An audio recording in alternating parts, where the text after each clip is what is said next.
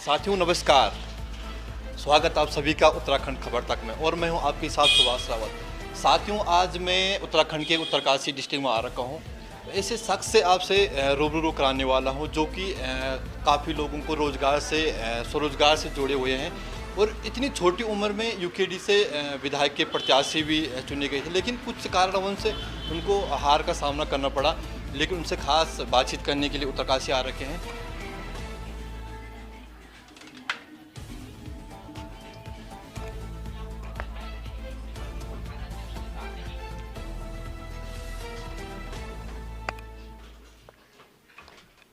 जसवीर असवाल जी, पहले तो आपका हमारे चैनल पर स्वागत है आपका। धन्यवाद जी न्यूज़ ग्रुप उत्तराखंड न्यूज़ का कि आप लोग मतलब इतनी अहम भागीदारी निभाते हैं कि आप लोगों की नज़रें भी हम जैसे छोटे लोगों पे पड़ रही है और जो लोगों तक हमारी भी बातें पहुंचाने का आपके अंदर का ये सक्षम जुनून है जिससे कि मैं आपके चैनल का स्वागत करता हूं। असवाल जी, मैं आपसे ये जानना चाहूँगा कि आपने यूकेडी पार्टी का कब आपने ज्वाइन की है? देखिए यूकेडी तो मैंने ज्वाइन उसी टाइम कर दिया था जब मैं पैदा हुआ, क्योंकि उत्तराखंड में रह रहा हूँ। उत्तराखंड में रह के सबसे पहले मेरा फर्ज है कि मैं उत्तराखंडी हूँ और मैं उत्तराखंड के बारे में जानूँ कि ये उत्तराखंड दिलाया किसने, लड़ी किसने जंग। तो काफ़ी टाइम हो गया था, सब 22 साल हो गए थे, 21 साल हो गए थे। तो फिर मेरे मन में खुद से एक जुनून आया जब मैंने उत्तराखंड के बारे में पढ़ा, तो तब जाके मेरा खुद से स्वभाव बना कि मैं यूकेडी ज्वाइन करूँ। अच्छा, जिस प्रकार से आपको यूकेडी की तरफ से गंगोत्री विधानसभा से विधायक का प्रत्याशी चुना गया था, लेकिन क्या कारण रहा होगा कि आपको जो है हार का सामना करना पड़ा? देखिए, ये मुझे नहीं लगता कि ये हार का सामना था, ये मेरे लिए खुद में एक जीत का सामना था। मैं खड़ा हुआ, यूकेडी उत्तराखंड क्रांति दल ने मुझे टिकट दिया। एक छोटी सी उम्र के नौजवान पे उन्होंने भरोसा जताया, उन्होंने दिखाया कि उत्तराखंड का युवा चाहे वो कोई भी है, अगर वो उत्तराखंड पार्टी के साथ जुड़ता है और उसके अंदर जो जुनून है अपने उत्तराखंड के लिए, अपने जंगल ज़मीन पानी के लिए और अपने लोगों के लिए दिल में जगह है, तो वो ज़रूर उस तौर पे उन्होंने मुझे वो निष्पक्ष होकर पहली बार में वो टिकट दिया, जिसके लिए मेरे दिल में और भी उत्तराखंड क्रांति दल के लिए जगह हुई। और इसमें जीत हार तो ये थी ही नहीं, 21-22 सालों से तो ये उत्तराखंड की हार ही है। यहाँ पे बाहर की पार्टियां राज कर रही है, जो बीजेपी 1980 में आई, कांग्रेस 85 में आ रही है और आपका उत्तराखंड क्रांति दल जो इनसे पहले ही से है। तो ये हार मेरी तो नहीं थी, ये हार तो पूरे उत्तराखंड तमाम की थी। और आज भी आप देख ही रहे हैं कि इस हार का वर्तमान नतीजा क्या है और क्या युवाओं के साथ हो रहा है। अच्छा असवाल जी, मैं ये जानना चाहूँगा कि जिस प्रकार से यूकेडी के अलावा आपके पास बहुत सारे विकल्प है, चाहे वो कांग्रेस हो, वह भारतीय जनता पार्टी हो, वह आम आदमी पार्टी हो, तमाम ऐसे विकल्प के बावजूद आपने यूकेडी को क्यों चुना?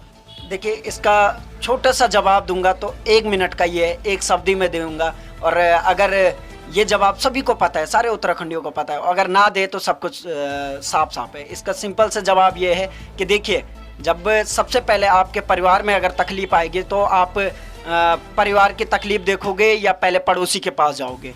परिवार की देखोगे। तो जब मुझे लगा कि 21 साल हो गए मेरे उत्तराखंड को बने हुए, 21 साल हो गए, आज 22 साल भी पूरे हो चुके हैं, तो जब वो जल जंगल ज़मीन हमारा नहीं रहा तो मैं बाहर की किस पार्टी को ज्वाइन करूं? सब बिक चुके हैं, सारी हमारी ज़मीनें, जल जंगल, युवा बेरोज़गार हो चुके हैं। तो आप बताइए, परिवार पे जब तकलीफ आएगी तो सबसे पहले वो ज्वाइन करने का ऑप्शन कौन सा रखेगा? अपनी पार्टी का रखेगा, अपनी क्षेत्रीय पार्टी का रखेगा, अपने उत्तराखंड का रखेगा, ना कि बाहर का।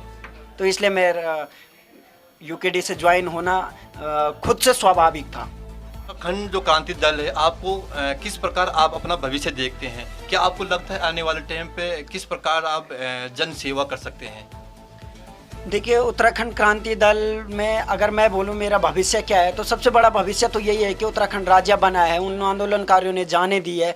और मैं दिल से प्रणाम करता हूँ उस उत्तराखंड क्रांति दल को और उनके सारे संरक्षकों को, जिन्होंने आज तक बिना सत्ता में रहे हुए भी उत्तराखंड के लोगों के लिए लड़ाई लड़ी है, जंग लड़े हैं, धरने कर रहे हैं, गलत चीज़ पे सवाल उठाते हैं और हर मुद्दे पे वो आम जनता के साथ खड़ी है बिना सत्ता में रहकर भी। तो ये आप साफ तौर पे देख सकते हो कि मेरा भविष्य नहीं, ये पूरे उत्तराखंड के युवाओं का, माताओं का, बहनों का और हमारे उत्तराखंड की पूरी जो हमारे उत्तराखंड में जो भी लोग रह रहे हैं उन सब का ये भविष्य है कि उत्तराखंड क्रांति दल को आप आगे कैसे बढ़ाते हैं, अपने उत्तराखंड को बचाए कैसे रखते हैं आप। तो इसी के साथ आप समझ सकते हो कि भविष्य हमारा है, किसी बाहर वाले का नहीं है, उत्तराखंडियों का है, पहाड़ियों का है। तो अब आप समझ सकते हैं कि इसके साथ जुड़े रहने में हमारी अंदर से कितनी, मतलब जो बोलते नहीं कि एक अंदर से आती कि इमोशनल से लेकर दिल से लेकर वो प्यार मोहब्बत, पर वो कहाँ रहा है अब हमारे उत्तराखंड में। यहाँ पे तो आके सारे बाहर के बैठ गए हैं और हम लोगों पे कभी कभी सोचता हूँ कि मेरे जैसे युवा या और भी युवा कहाँ किस श्रेणी में जा रहे हैं, जबकि वर्तमान की स्थिति तो आप देख ही रहे हैं। तो अब आप ही बताइए कि क्या हमारा उत्तराखंड क्रांति दल के साथ जुड़ा रहना गलत है, अपने उत्तराखंडियों के साथ, अपनी क्षेत्रीय पार्टी के साथ जुड़ा रहना गलत है? तो ये भविष्य नहीं है, ये पूरा का पूरा हमारा उत्तराखंड है जो भविष्य को अब बदलाव में लाएगा। अच्छा, जिस प्रकार से उत्तराखंड की बेटी अंकिता भंडारी को लेकर जो तमाम लोग लगातार सीबीआई की जांच की जा रही है, लेकिन इस पर सरकार चुप्पी क्यों साधी हुई है? और आपको क्या लगता है क्यों इस पर सीबीआई जांच सरकार क्यों नहीं कर रही है? देखिए, इस चैनल के माध्यम से और आपका शुक्रगुजार हूँ कि आपने ये सवाल पूछा है, और ये पूछने का हक हर मीडिया वाले को होना चाहिए, हर उस तमाम नेता से, चाहे वो पक्ष का हो विपक्ष का हो। आपने बोला अंकिता भंडारी मर्डर केस में, देखिए SIT जांच कर रही है, STF जांच कर रही है, हमें पुलिस पे भरोसा है, वो जांच कर रही है, ठीक है, हम मानते हैं, और वो दोषियों को फांसी तक पहुंचाए, ये हमारे हाथ जोड़ के विनम्र निवेदन है। क्योंकि अगर वो फांसियों तक नहीं पहुंचे तो क्या पता कल के दिन पुलिस प्रशासन से भी हम जैसे आम जनता का, उत्तराखंडियों का विश्वास उठ जाएगा। और रही बात सरकार की, तो सरकार कभी किसी की रहेगी, कभी किसी की रहेगी। पर आज बड़ा दुर्भाग्य है, बहुत ही बड़ा दुर्भाग्य है, मैंने भी चुनाव लड़ा है, पर खुला होके बोला है कि जो मेरे साथ है, अगर मैं गलत करता हूँ, अगर सरकार बनती है, कोई भी गलत करता है, और गलत काम के लिए आवाज़ उठानी जरूरी है। पर आज बड़ी निंदनीय बात है कि हमारी सरकार में बैठे हुए जितने भी पार्टी के लोग हैं, वो एक भी आदमी, एक भी लोग जब वोट मांगने आए तो घर घर में पांव पलट जाते हैं। आज वो लोग तक भी अपनी सरकार के खिलाफ आवाज़ नहीं उठा रहे हैं कि आखिर इतनी सारी गलतियां हुई कैसे, आखिर इतना सोया हुआ प्रशासन रहा कैसे, आखिर क्या गलतियां थी। उस अंकिता बहन के लिए कोई भी एक विपक्ष का, खासकर जो अभी सरकार में, ना तो वो आवाज़ उठा रहे, ना उनके कार्यकर्ता आवाज़ उठा रहे। देखिए, पहले तो हमारी माँ बहन बेटी है, हमारा उत्तराखंड है, फिर कोई पार्टी है, फिर कोई सरकार है। मेरा मानना तो यही है कि आपने एक सवाल पूछा था कि आप उत्तराखंड क्रांति दल में कैसा अपना भविष्य देखते हो। ये मेरा भविष्य नहीं। अगर मेरी उत्तराखंड क्रांति दल भी कल के दिन ऐसा कोई केस होता है और वो आवाज़ ना उठाए, तो फिर मेरा उस पार्टी को छोड़ना ही सबसे बड़ा निश्चित है। क्यों? क्योंकि जो अपनी बेटियों के लिए नहीं लड़ सकता, अपनी बेटियों के लिए जो आदमी आवाज़ नहीं उठा सकता, पता नहीं किस बात का डर है उन नेताओं को जो अभी सरकार में बैठे हैं, और किस बात का डर है उन कार्यकर्ताओं को भी जिन्होंने उनके लिए वोट मांगी, जो आज अपनी बहन अंकिता के लिए एक भी आवाज़ नहीं उठा पा रहे, एक भी आवाज़। ये बड़ा शर्म की बात हो रही है कि देखिए, पुलिस प्रशासन जांच कर रही है, हम कोई दखल अंदाजी नहीं कर रहे हैं, हमें ठीक है समय दिया है, बस उन दोषियों को फांसी मिले। सवाल जी, जिस प्रकार से वर्तमान में स्मृति ईरानी बाल विकास मंत्री हैं, लेकिन जिस प्रकार से उन्हें महिलाओं के लिए आवाज़ उठानी थी, लेकिन वो एक शब्द भी, चाहे वो न्यूज़ चैनल के माध्यम से हो, चाहे वो किसी भी सोशल मीडिया के माध्यम से, उन्होंने एक भी शब्द नहीं बोला है उत्तराखंड की बेटी के लिए। इस पर आप क्या कहना चाहोगे? मैं क्या कहना चाहूँगा, पूरा देश हंस रहा है, पूरे देश को पता है। एक हाथनी के एक्सीडेंट पे पूरे देश में सांसद को हिला दिया था, सब कुछ उन्होंने बड़े उससे शोक जाया किया। मतलब जानवर से इतना प्यार, और आज इंसान बेटी के साथ क्या हुआ वो सब जानते हैं, फिर भी उसके लिए कुछ नहीं बोला। महिला विकास मंत्री होने के बावजूद भी, मतलब आप लगाइए क्यों नहीं बोला इसका मैं बताता हूँ। अभी बीजेपी की एक महिला थी, और उन्होंने जब अंकिता के मर्डर केस में आवाज़ उठाई, उनको बीजेपी ने निकाल दिया। हम तो बोलते थे भारतीय जनता पार्टी, हमारी भारतीय जनता पार्टी, मतलब भारत का नाम जिस पे लगा हुआ वो भारतीय जनता पार्टी है, हमारी पार्टी है, हमारे राष्ट्र की अपनी एक वो पार्टी है। पर बताइए, एक लेडीज अगर लेडीज के लिए आवाज़ उठाती है, एक लड़की के लिए आवाज़ उठाती है, उसको तुम बीजेपी से बाहर निकाल के फेंक देते हो। तो सोचिए, स्मृति ईरानी जी ने भी आवाज़ नहीं उठाई, डर होगा ना उनको भी अपने पद का। अरे उनका छोड़िए, मैं तो कहता हूँ कि देखो हम तो ना पार्टी को मानते हैं, चाहे हम भी किसी पार्टी से जुड़े हैं, जुड़े रहेंगे, नहीं मानते, पहले तो परिवार मानते हैं। अरे जिन महिलाओं से हमने जन्म लिया है, पहले वो बेटी रही होगी, किसी की माँ बनी होगी, बच्चों को जन्म दिया होगा, तो हम तभी पैदा हुए ना। और तुम एक जानवर के लिए तुमने शोक जाया किया, बहुत बड़े बड़े तांडव किए। आज मेरे उत्तराखंड में एक बेटी ने रोजगार के लिए कदम उठाया था अपने घर से बाहर, रोजगार के लिए, और वो रोजगार अगर ये उसके साथ हत्या नहीं होती तो हजारों लड़कियां और रोजगार के लिए बाहर निकलती, लड़कियां और आगे निकलती। और आज उस लड़की का मर्डर वो मंत्री के बेटे करते हैं, और मर्डर ही नहीं बहुत कुछ हुआ होगा, ये मैं भी नहीं जानता हूँ, आप भी नहीं जानते, पर सवाल सबके मन में है, सबके मन में बहुत ज्यादा सवाल है सबके मन में। पानी में बॉडी फुली क्यों नहीं, 18 तारीख से गुमराह क्यों कर रहा था उसके दोस्त को, बहुत सवाल है। इनका जवाब चलो पुलिस ढूंढ देगी, पर मैं जवाब चाहता हूं उन बीजेपी के लोगों से और उन कार्यकर्ताओं से। आपने अपनी स्मृति ईरानी के लिए एक सवाल क्यों नहीं पूछा? क्या हमारी बाल विकास मंत्री होने के कारण फिर भी तुमने नहीं उठा रहे हो एक बच्ची के लिए आवाज? मेरे उत्तराखंड में इतना सब कुछ हो गया, उत्तराखंड एक हो गया, आपने आवाज नहीं उठाई। क्या हमारा बीजेपी का कार्यकर्ता बन के रहना एक पुतला जैसे या मृत प्राणी के जैसे रह गया कि हम आवाज नहीं उठा पा रहे? कितना डर हो गया।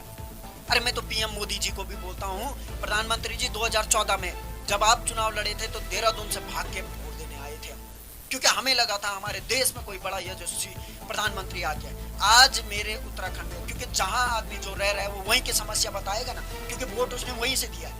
आज आपने मेरी बहन अंकिता के लिए, उत्तराखंड की उस बेटी के लिए जिसने रोजगार के लिए कदम उठाया था, उसके लिए एक शब्द नहीं बोला, एक आवाज नहीं उठाई, कितनी बड़ी बात है। और योगी जी, आप तो सनातन धर्म के बड़े गुरु हैं, आप बोलते थे उत्तराखंड मेरा वोट बैंक है, या उत्तराखंड से मेरी बहुत सारी वो लगी है, भावनाएं जुड़ी है।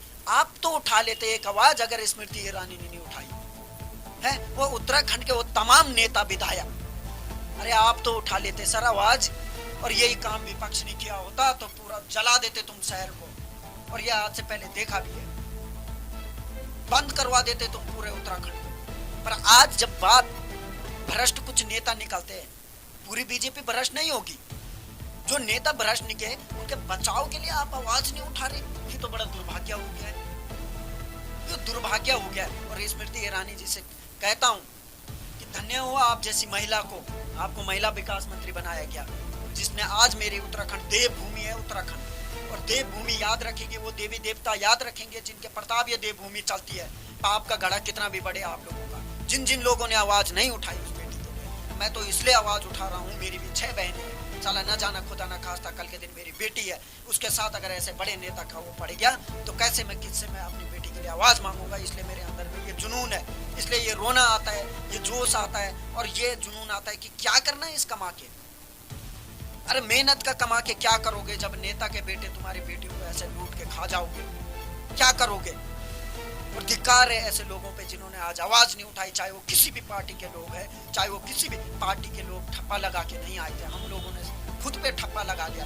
पता नहीं किस बात का डर है, इतना बड़ा कोविड लगा, क्या तुमको तब पार्टी याद आई थी या सिर्फ जान याद आई थी कि जान बचनी चाहिए, सिर्फ जान बचनी चाहिए? आज तुमको जान बचनी नहीं दिखाई दे रही, पार्टी बचाना दिखाई दे रहा है। बड़ी शर्म की बात है, इससे ज्यादा मैं क्या बोलूं। और मैं उन लोगों को कहना चाहता हूं कि देखिए आज भी चुप मत रहिए, कम से कम उस अंकिता के हत्यारों को फांसी दिलाइए। अगर वो नेता के बेटे बच गए तो याद रखना वो बच नहीं गए, वो आने वाले कल पे आप किसी पे ना आवाज उठाने की हिम्मत भी नहीं करवा पाओगे, क्योंकि वो सारे लोगों की हिम्मत भी मर चुकी होगी जो आज आवाज उठा रहे हैं। इसलिए आप लोगों से निवेदन है, और ऐसे मंत्रियों को फेंकना चाहिए, जनता को उठा के इनको फेंकना चाहिए। जितना अंकिता भंडारी के लिए रोड पे लड़े, ऐसे इन मंत्रियों के जुलूस में निकलिए और इनको फेंके, जो बेटियों के लिए नहीं बोल पाते कुछ और जानवरों के लिए शोक अर्जित करते हो।